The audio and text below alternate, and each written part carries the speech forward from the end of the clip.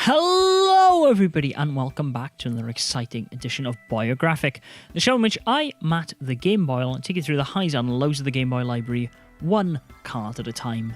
This week we'll be looking at yet another fighting game. It's Fist of the North Star. I have a confession to make, ladies and gentlemen. Over the course of the last year, described by many as the best time to be playing video games, with releases like Nier Automata, Horizon Zero Dawn, and countless others, I've generally spent most of my time playing through Sega's astounding Yakuza series. I finally started on Yakuza 0 after beating the 5 main entries in the series and 2 of the series' spin-offs, and can't wait to get into the recently released Yakuza Kiwami, the remake of the first game made in Yakuza 6's updated engine. I could honestly go on about the Yakuza series all day, but other than the self-indulgence of finally being able to share my love of the series in a video, there is a reason for this little ramble. On August 26th, Sega announced the Yakuza team would be making a game based upon the classic manga and anime Fist of the North Star, or Hokuto ga Gotoko in its native Japan. While I know of the series, I can't say I've ever really been that inclined to explore it. I'm well aware of its status as one of the proto-Shonen Jump mangas, its clear inspiration to many character designs in video games in the 80s and early 90s, and who could forget its over-the-top, crazy, exploding head levels of violence. Even with all these things in mind, I've never really wanted to or had a reason to check it out. So, as I wait to tuck into the world of Eden properly, fortunately, there was a way of tying this all back to my other gaming obsession, the Nintendo Game Boy. Yes, in 1989, Toei released a game based on the series for everyone's favourite gaming handheld. This game was developed by Shoei Systems, a studio Toei used to create a lot of its early anime titles, including several other Fist of the North Star games across various platforms. Apart from being the system's first anime license, it's also the Game Boy's first one-on-one fighting game. Fist of the North Star, 10 big brawls for the King of the Universe to give the game its full American title, and released in the US in 1990s to a pre-Street Fighter II world.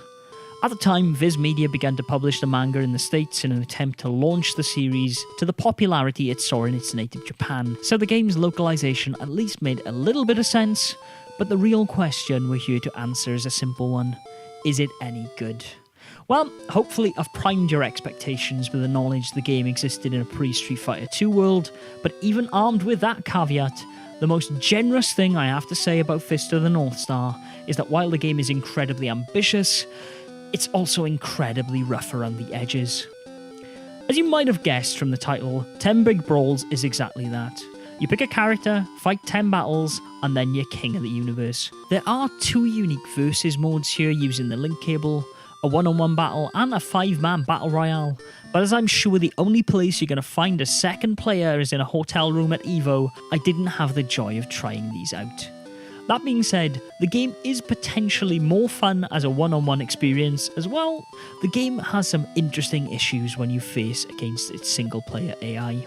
After choosing your fighter from the game's roster of 11 characters, that to the game's credit seemed to span the entire arc of the original storyline, you begin your slog through the game's 10 fights. Each battle is a one-round fight to the death, where you must use your strength and cunning to survive.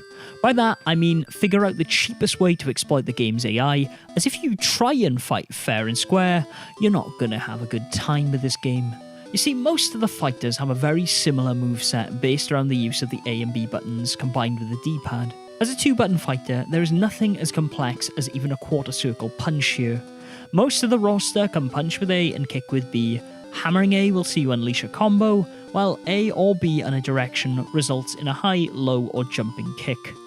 Nothing too unexpected there. Holding down the A button, however, will give some characters the ability to throw a fireball, which can allow you to keep your distance from your opponent. Something you'll need to do in this game as well, the hitboxes are a nightmare.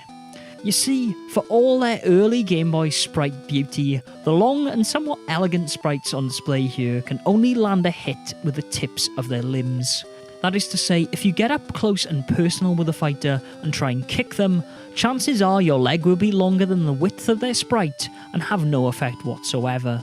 9 times out of 10, you failing to land this blow will give them ample time to charge a fireball and hit you square with it, meaning the only way you're going to land successful hits in this game against standard fighters is to either throw projectiles or jump kick them, hoping that you'll hit them with a diagonal swipe.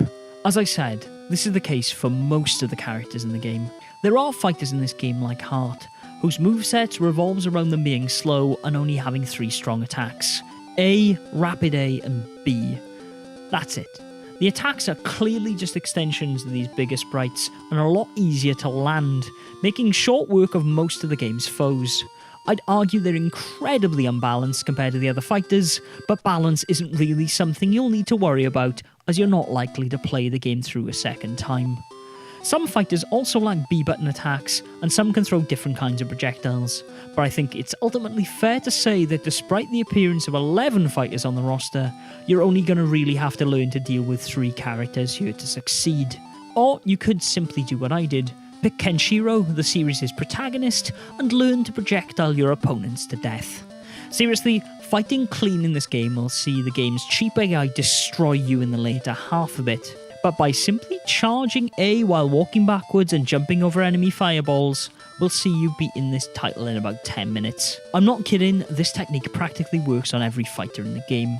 Even better, when you engage most fighters in a fireball free-for-all, they'll simply stand on the edge of the screen and throw them back at you until they die. You're welcome, Game Boys and girls, I've saved you hours of pain. But why would I call this game ambitious when it sounds like it's clearly broken? Simple. Its underlying RPG elements. You see, each of the 11 fighters in this game has a level, with a max from what I can tell seeming to be in the 30s. By defeating an opponent, and based upon your skill, time and damage received, you'll be awarded XP at the end of a fight. By going up a level, you'll see both your attacks as well as defense raised significantly. Trust me when I say, if you want to see unbalanced in a fighting game, play as a level 36 Heart. You will destroy your opponents in a matter of seconds and breeze your way through to the end of the game. While the cart doesn't allow you to save your progress via a battery, it does offer a password system if you so wish to start the game at a later time with all your characters' levels intact. Good on you, Shosei Systems. While I wouldn't wish the chore of organically leveling your fighters up on any poor soul, it's a cool idea at least, if not a little wasted here. Overall, however, if you couldn't tell, Fist of the North Star is a forgettable title that borders on broken at some points. The sprites are very primitive, the music average, and it's no real surprise the game's sunk into obscurity.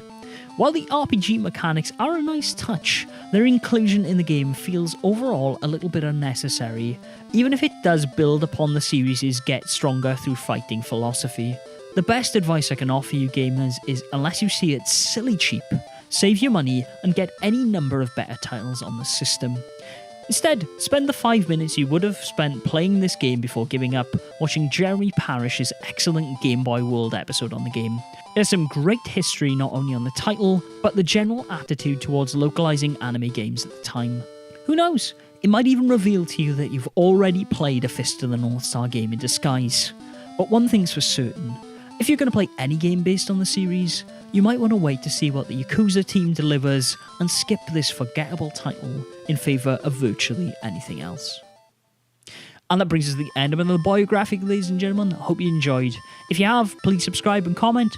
Check me out on Twitter at Gameboy, as well as some of our other videos in the Boyographic and Boy Curious series. Until next week though, folks, game on.